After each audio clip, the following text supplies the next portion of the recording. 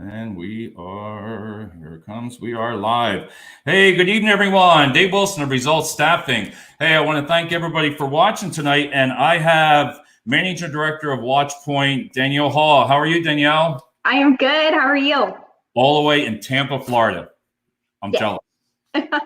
I know we're still like about 50 degrees up here. And we have Joanne Costa Peperick, and she's my co-host, you might as well say, for Legal Shield. How you doing, Joanne? Hello. How you doing? Good. All right. I wanted to jump right into this because you know me. We were just talking and social media. I know they're all saying right now, "Oh, Dave's going to go crazy." Danielle, can you explain what's Watchpoint? Yes. So Watchpoint is a private investigations firm. We started off in the SIU space, in the insurance world, combating fraud from the desktop level all the way to field. So our expertise in gathering digital intelligence at the desktop level and then providing that due diligence before we send out investigators into the field to affect fraud allegations is what brought us to a couple of different expertise. We assist litigators in providing legal support when it comes to fact finding and locates and asset checks and pulling information. We also created our Brand Armor program, which is a pre to post employment and ongoing social media monitoring program. So we provide background checks, social media deep dives, and ongoing monitoring for the hiring of human capital. So can you explain to me the social media discovery, for example, if somebody was looking at the service, following into your dark web searches and your social media monitoring, and then I want to ask you afterwards is what is it utilized really for, Yes. So social media discovery is essentially used when you do a pre-employment background screening. It's a background screening on steroids. So we're able to do a standard pre-employment, historically a criminal and civil court record search, social security number verification, and so on. But our social media discovery is really an extension of someone's resume.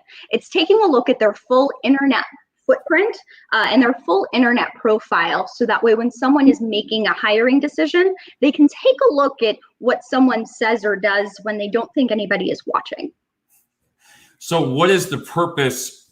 What would that, let me back that up. When we were talking before, for someone that is going for college, you were explaining to me that how that can affect them and what you look for. Yes, so Brand Armor, thank you. So Brand Armor started off in the athletic space, working with high school and college athletes, looking to expand their careers, looking to expand their sports careers. And so we started off speaking with athletes about understanding their internet footprint and ensuring that a deep dive is conducted so that way a tweet that they make when they're 14 doesn't come back to bite them when they're ready to go off to college, when they're being recruited, or when a scholarship is being offered. Do the parents do that, or is it a company? It wouldn't be anything with a parent. It would be the employer of where they're going, like for going to college. Like the college would check that for sport, or? Yeah, it depends. So sometimes the parent is the ultimate stakeholder. If a parent chooses to help monitor and build their child's brand and manage that reputation, then we will obviously work with the parents to do that. Colleges want to make sure that their institution is being protected. So we'll work with the colleges or even some high schools, especially in the private space, build up their teams to make sure that their reputation and the way that they present themselves online is the best representation of themselves moving forward. That is so I have a interesting. question. So you can be hired from an organization, and also personal families can hire you, not just companies. Oh, Yes. Okay. All right, so it can be. That's interesting. Can you explain to also what is the dark web? When we hear that word around here on social media, the dark web, that's scary. But can you explain that? Absolutely. So when you Google something, you're looking and just searching the 4% of the surface web, so to speak. That's where your Facebook and your Instagram live. And then the 96% left is your deep web and dark web. And so because we're a private investigations firm, we know how to navigate the lanes of the deep and dark web. And when we conduct a dark web search, we're able to identify the sensitive sale of personal information on the internet. And in that case, that's an example of where I might call up my partner Joanne here and say, hey, I have this case. Let's take a deeper dive and let's make that next preventative step. Right. So you notify, you were explaining to us how you notify the client or the school that certain words, or you don't check everything, or is there just certain things you look for? So we're not an algorithm. Our investigators go through and comb the internet footprint of each client. So when we do an upfront social media deep dive, whether it's on an athlete or a new employee, we're going to take a look at their internet footprint and understand what their internet footprint looks like. We're also going to send out push notification alerts whenever a red flag is raised. And then the monitoring is at any cadence. Typically once a month. We also have clients who do it twice a month, really at any cadence that best fits the need of our client. And so when we identify something that's sensitive, we're going to flag that, and a push notification alert is going to be delivered. I think the 2 points that are really important is we're not a data dump. So we're not going to provide every single post someone makes if it's relatively innocent. But if it is something that would cause concern for a company, an employer, a coach, we're going to flag that and let you know. And then additionally, because we're not an algorithm is only going to be as good as the words you put into a system. Right. Because we staff human capital to conduct these investigations, they're going to decipher what an emoji might mean, what the context is behind a meme or a hashtag, whereas an algorithm is only going to pick up those keywords, maybe 1,000 keywords, because we know that's not going to even fill a Harry Potter book. So what 1,000 keywords are you searching for when slang changes every day? Right. That is. Joanne, do you have a question? Very interesting. I'm just thinking before what she said about the 14-year-olds on right now, or the young kids that are on the computer, like my daughter and my son, they use it now, and they do conversate back and forth. And there's now this kid messenger that I didn't know about. I just found out about it yesterday. They're still minors. Would it affect them later on in their college or career years, if something like that, even at that age? It could. We look at celebrities who make tweets when they're 14, 15, 16. Shared an article about one pop star who made racist tweets back when she was, or it was a blog post, back when she was still a teen. And it still damaged her reputation because we were still talking about it years later when she's an adult. And additionally, it's no different than an inappropriate tweet is no different than someone saying it out in public, because it's public forum and it's accessible. It's like that. In my market for staffing, have you seen staffing companies start to utilize this more? Because when I was looking at the pricing, and that's something we'll talk about when they can contact you, it's not really as, I'm going to say my wording, as bad as I thought it would be. I mean, are more companies coming to you in staffing? Yes, so we will work with the individual organization, or we'll work with staffing firms who are looking to place human capital. And it's really the ongoing monitoring and the initial deep dive is like a small insurance policy, a very cost-effective insurance policy on that placement, on that recruit that you find and place elsewhere. Right. So we do work with a lot of staffing firms, both small and large. Small and large. And does that go, does the candidate know that that's being searched? Like, go ahead. So with regards to social media, it depends. It depends on the policies and the values of the organization. There are some that I speak to who use it up front before they even call up that individual to interview. Because if you have a talent pool that you're searching for, you want to be mindful of your time as well as someone interviewing candidates. So we can do the social media deep dive up front to help establish, okay, who are we actually going to bring in and take to the next level? And what I liked about that is, like, because a lot of our clients, like a 5-year background, 7-year, 10-year. So that's what I like about this, is how it's broken down. So whatever the client comes to me and says, we want a 7-year background check. So I could sit there and say to them now, wow, would you like of social media, because to me, again, I see the value because you can tell. I mean, I'm smiling because I'm like, wow, I never knew about this. And I don't think, Joanne, we were talking today, never heard of it. Have you ever worried or have anybody approach in regards to identity theft? Because, you know, that's the number one crime right now is identity theft. That, yeah, though that hasn't been something that has been really a talking point, but I think having a networking with a provider who does is a great way to really be holistic in providing solutions across the board, because we are able to identify the sensitive sale of information online.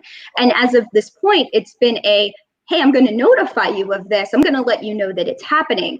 But having someone who can take it to the next level would be a great, really great idea. Yeah, definitely. Yeah, because I mean, when you put everybody on, like all three of us together, it all comes to, the same thing. You got staffing. I'm looking for people, searching. You're doing fraud, and then you're doing the background of them on social media. So it really, I think it opens my eyes, because I didn't know. And I think that's what some of the viewers here today will probably say. It's like, wow, you really need to watch. I understand what you're saying. I mean, certain posts you couldn't really mind. Well, you probably could now, but certain things. I mean, like you said, the keywords. What are you looking for? Like, what are you looking for in a person? Like, if you were saying something negative, you're in college and you're saying something negative about that school, is that what they look for also? We can, yeah. So when we provide the categories on our app, we'll flag for very specific pieces of content. And so the stakeholder gets to say, hey, I'm looking for this kind of conduct. So flag this kind of conduct. Everything's customizable. So it depends on the stakeholder. What kinds of things are they saying about me? Do you want everything that they say about the corporation, or only something that would be deemed negative? All right, because that's when I was watching one of your YouTube interviews that you posted on the news is about the sports. The gentleman had said, anybody, you can play the sports. You can find somebody that's real athletic, but it's the person behind it. Yes. That was what's interesting, because to me that resonated. I was like, wow, you're right. Anybody, you have great professionals out there that are really good, but it's just like in the NFL, well, this one's a problem or anything, that they just move them on, or, but that made a lot of sense to me when I heard that. I was like, that makes total sense. So, Joanne, I want to talk to you one question about a scam that was going on today that you noticed. Could you talk about that real quick? Yeah, definitely. I know you experienced something today, which is perfect, because yes, the one that I told you about, my friends in New Jersey, who I personally know that experienced something. You see that there's two different ways how they're going to call you. And right now, scammers are taking advantage of fear surrounding the coronavirus. And so because of the situation we're going through right now in the lockdown, the money that's being said that we're going to get. So now scammers are using that to their advantage, and they are calling people, and they're saying, we have your money. We just need some information for you so we can send you your money. Right.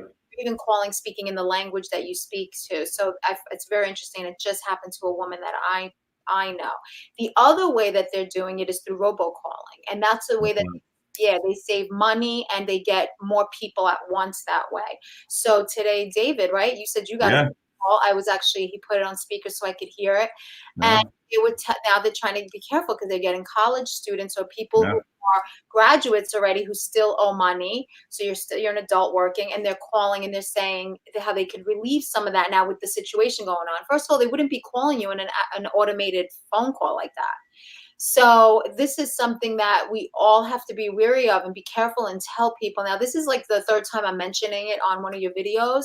Right. And I hate to sound redundant, but I can't emphasize it enough how important it is. And these scammers are really taking advantage of people right now. And everybody who has a job, they want money, so they're getting excited, and they're, giving their information out to these scammers. And all they're doing is putting themselves in a bigger debt and a bigger problem.